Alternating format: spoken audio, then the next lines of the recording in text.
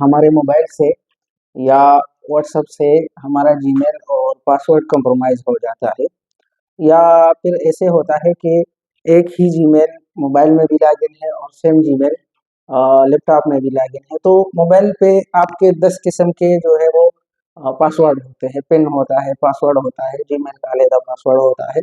और मोबाइल आप किसी को हाथ में 2 मिनट के लिए भी नहीं पकड़ाते कि इसमें मेरा सेंसिटिव डेटा है। लेकिन वही जीमेल लैपटॉप में लॉगिन होता है जो घर के किसी कोने में पड़ा रहता है या दफ्तर के किसी कोने में पड़ा रहता है। और अक्सर हम लोग ऐसा भी करते हैं कि कहीं पे जाते हैं तो अपने जीमेल से किसी के भी सिस्टम में लॉगिन कर लेते हैं और लॉग आउट कर भी लेते हैं। तो बहुत से केसेस हैं उसको रिकवर करने के लिए बहुत से तरीके हैं, वो रिकवर भी हो जाता है। तो हम देखेंगे कि मान लो इसमें जो जीमेल लॉगिन है और वही जीमेल हमारे पास अगर इस लैपटॉप में या ये जीमेल कंप्रोमाइज़ हो जाए, तो लैपटॉप में इस जीमेल के थ्रू हमारा जो अटैकर है, वो इस मोबाइल को कैसे एक्सेस करेगा। तो Android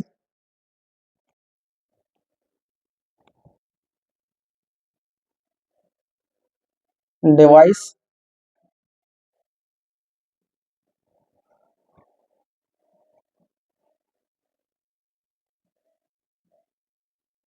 manager, Android device manager अगर आप गूगल में लिखोगे तो अगर सेम ये वाला जीमेल अटैकर को मिल गया, इसका पासवर्ड, इसकी क्रेडेंशियल मिल गए, तो वो यहाँ पे जा करके ये जीमेल लॉगिन कर सकता है।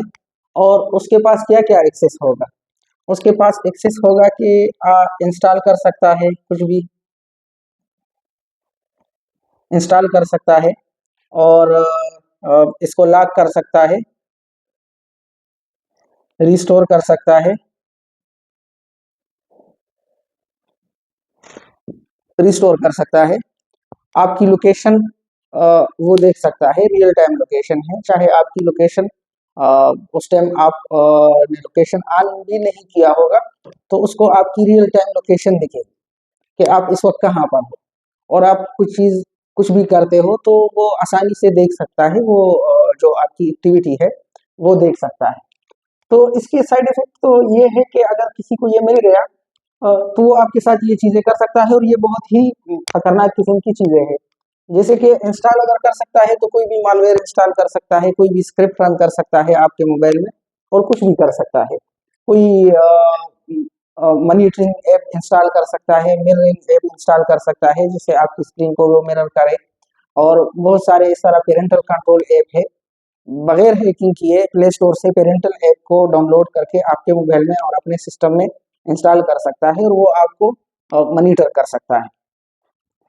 इसके फायदे क्या है, अगर आपको पता हो मोस्ट केसेस में पाकिस्तान में कोई भी बंदा जब मोबाइल लेता है तो दुकानदार के पास जाता है, उसको बोलता है कि इसमें जीमेल बना के दो, वो जीमेल बना के दे देता है। तो नंबर एक तो ये जीमेल उस दुकानदार के पास होता है, ज़्यादातर दुकानदार क्या करते हैं कि वो अपने पास लिख लेते हैं ताकि अगर किसी कोई और डिवाइस ऐसा आया जिसमें नया जीमेल नहीं बनता तो उसमें ही इसको लॉगिन कर लेते हैं, या ज़्यादा टाइम लेता है जीमेल बनाना तो उसी में लॉगिन कर लेते हैं। तो एक जीमेल मल्टीपल डिवाइसेस में लॉगिन हो सकता है, उसमें उसको लॉगिन कर लेते हैं। अगर दुकानदार को ये चीज़ें पता हो तो वो आपको कंप्रोमाइज़ आसानी से कर सकता है।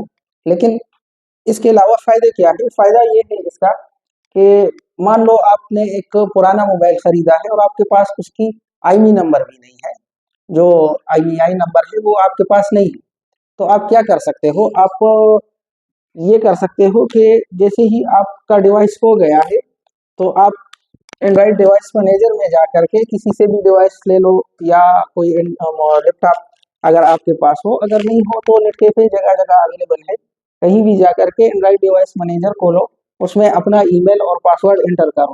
और प्रॉब्लम यहाँ पे ये आती है कि जो जितने भी लोग किसी से बनवाते हैं जीमेल, उनको पता ही नहीं है कैसे लॉगिन होना है।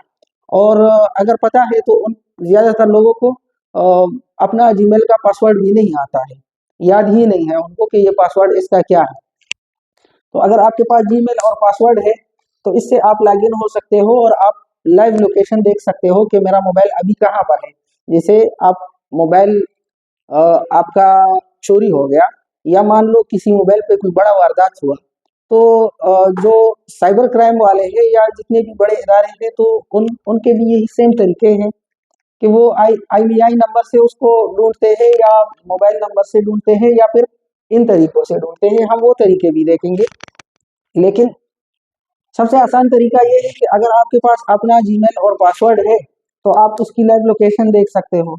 आप खुद ही उसमें कोई ऐसी चीज इंस्टॉल कर सकते हो जो आपको टाइम टू टाइम डेटा भेजता रहे, उसमें सिम चेंज हो, सिम का नंबर आपको भेजे, वो जो है किस टाइम बंद है, किस टाइम उससे क्या बात हुआ है, और क्या क्या एक्टिविटी है, आप उसकी देख सकते हो। और विद इन 24 आवर आपका मोबाइल भी रिकवर हो जाएगा इससे, क्योंकि आपका मोबाइल अगर चोरी होता है तो आपके आसपास ही होता है। ऐसा नहीं है कि ये कोई इतनी बड़ी चीज है कि चोरी हो गया और पिंडी में हो गया और अब कराची में बिकेगा, वो आपके आसपास ही होता है। और दूसरा, आप उसको लॉक करा सकते हैं। तीसरा, आपका पर्सनल मोबाइल है, चोरी हो गया और उसमें आपका डेटा है, तो आप उसको फौरन सबसे पहले तो उसको रीसेट कर सकते हो, रिस्टोर कर सकते हो, आपका सारा डेटा डिलीट हो जाएगा।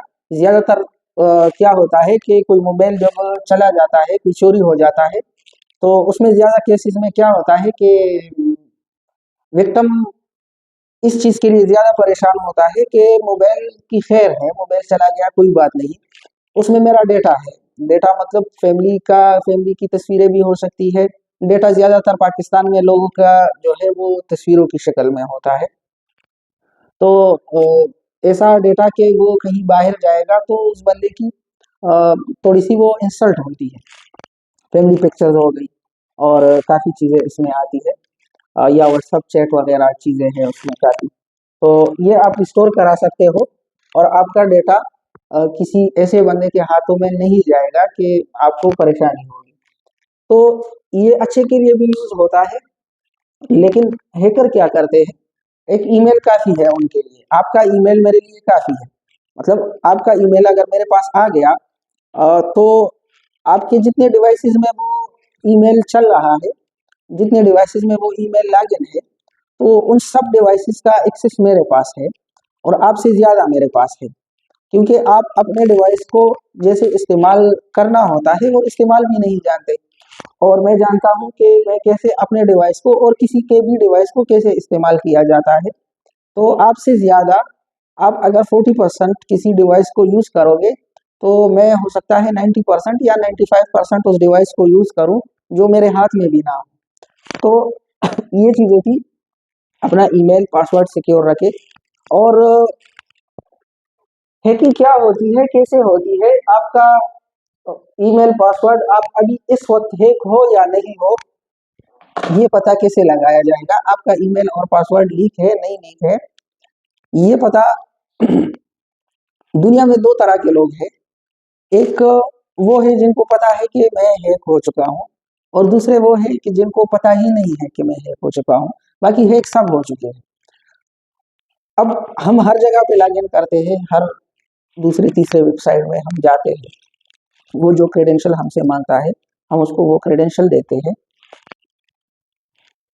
प्रॉब्लम ये है कि हमने हैकिंग को कोई और ही चीज समझा है। हैकर ऐसा नहीं करता कि मान लो फॉर एग्जाम्पल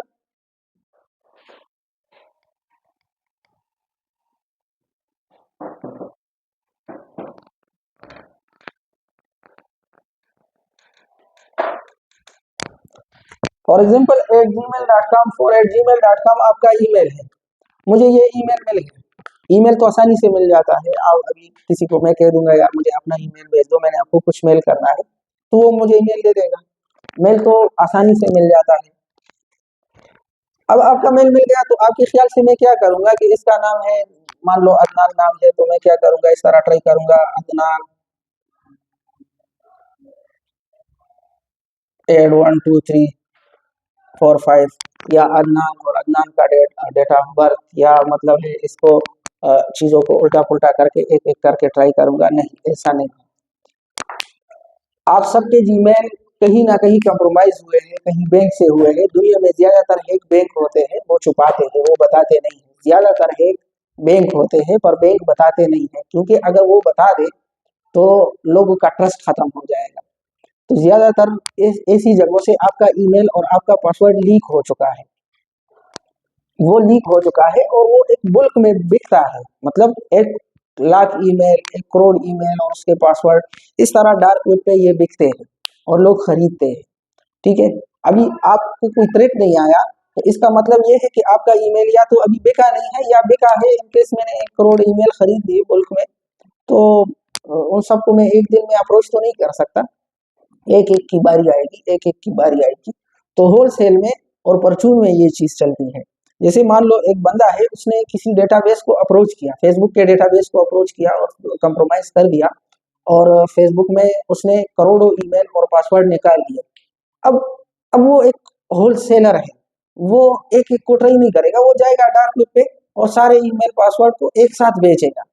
अब एक बंदा आएगा खरीदने वाला जो सबको खरीदेगा, और उस पे एक एक पे फिर वो ट्राई करेगा, या वो अपने ग्रुप में, उसका ग्रुप होगा, अपने ग्रुप में तकसीम करेगा और लोग उस पे, जितना भी उसका टीम होगा, एक एक पे ट्राई करेगा, एक एक देखेगा। और या तो आपका अभी तक मुल्क में बिका नहीं है, और या फिर आप अभी तक परचून वाले के हत्थे नहीं चढ़े हो। बाकी है सब है, ईमेल पासवर्ड सबके लीक है, क्योंकि हम हर दूसरे तीसरे वेबसाइट पे बिना सोचे समझे चले जाते हैं, और ये वो वेबसाइट है जिससे होना ही होना है। मैंने आपको मिसाल दी कि सबसे ज्यादा बैंक से होते हैं, तो कितना सिक्योर होगा। सबसे ज्यादा दुनिया में, सबसे ज्यादा जो हैकिंग रेशो है वो बैंक्स का है। सबसे ज्यादा हैक बैंक होते हैं, अटैकर बैंक्स पर अटैक करते हैं। लेकिन ये इसका ना कोई एफआईआर बनता है, ना इसका कोई साइबर क्राइम वाले बताते हैं, और ना बैंक वाले बताते हैं। अगर ये बताना शुरू कर दे तो लोग उसमें पैसे रखना छोड़ देंगे, तो इस वजह से बैंक बताते नहीं है। तो आप कंप्रोमाइज हो चुके हो। बट ये है कि आप हर दूसरी तीसरी जगह पर अपना ईमेल लॉगिन ना करो। आप हर दूसरी तीसरी जगह पर अगर लॉगिन कर भी लो तो उसको लॉग आउट कर लिया करो, और आप कंटिन्यूली जो है उसको, अपनी सिक्योरिटी को अपडेट कर लिया करो। जिसे आप कंटिन्यूली उसको अपडेट कर लिया करोगे, जैसे मान लो आपका आज ईमेल है, पासवर्ड है माई पी डब्ल्यू डी 12345, तो दूसरे तीसरे दिन बाद उसको चेंज कर लो।